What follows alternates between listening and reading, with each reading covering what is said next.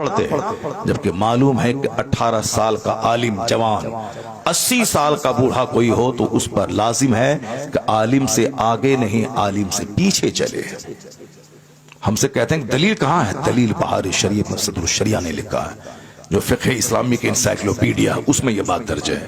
اس میں کہا گیا ہے کہ عالم چاہے غیر عالم چاہے جتنی عمر کے کیوں نہ ہو، 80 سال کا ضعیف کیوں نہ ہو، اس پر لازم ہے کہ 15 سالہ جوان عالم کے پیچھے چلے۔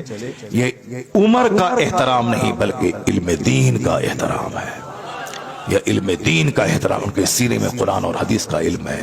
جیسی کی تیسی کر ڈالی تم لوگوں نے جلسے کی، اور اس کے بعد آج کوئی ٹوک رہا ہے تو تم اس کے خلاف بول رہے ہو، اس کے خلاف چل رہے ہو۔ میں مبارکباد دیتا ہوں ہندوستان کے اس گئے گزرے ماحول میں بھی تمام مفتیان کرام، تمام ائمہ کرام، تمام علماء، تمام مشائخ کو، جنہوں نے اس گئے گزرے ماحول میں بھی حق کی حمایت کر کے عالم ہونے کا حق ادا کیا۔ میں نہیں سمجھتا تھا کہ آج اس طرح کے حق کی حمایت کرنے والے گاؤں دیہات سے لے کے بڑے بڑے شہر تک، ہمیں افریقہ سے فون آ رہے ہیں، مکہ شریف سے فون آ رہا ہے، دبئی سے فون آ رہے ہیں کہ حضرت آپ کو مبارکباد دی، آپ نے جرأت تو کی، آپ نے ہمت تو کی، آپ نے بولا تو صحیح۔ میں نے کہا شکریہ، کم سے کم آپ نے بولا تو صحیح۔ ہندوستان کے بڑے بڑے مفتیان کرام، اور پھر پبلک کی طرف سے فون آ رہے ہیں۔ ایک سیٹ گجرات کا اس نے فون کیا، آج ایک اسلامیہ انٹر کالج کا ایک پرنسپل، اس کا فون آیا، آج پورنا کا ایک بہت بڑا سرجن ہے ڈاکٹر خواجہ ندیم، ان کا فون آیا۔ یہ سارے لوگ کہتے ہیں حضرت ہم لوگوں کے دل میں جو تھا وہ آپ نے اپنی زبان سے ادا کر دی۔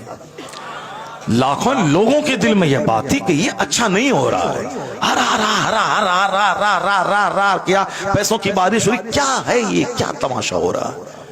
اس لیے آج اگر میرے بول دینے سے اگر سارے نعت خواں ادب سے نعت پڑھنے لگائیں تو سمجھ لیں کہ اللہ کا کروڑوں شکر اور احسان ہے کہ کم سے کم کوئی ایک بندہ گالی گلوچ سننے کے بعد حق تو بولا، جس کا اثر جھلکنے لگا۔ اس کی صبح ہو کے ایک محفل میں تھا، وہاں ایک بہت بڑا ہندوستان کا نعت خواں، وہ صرف ایک نعت پڑھ کے بیٹھنے لگا تو میں نے کہا کہ ایک کلام اور سنا دو۔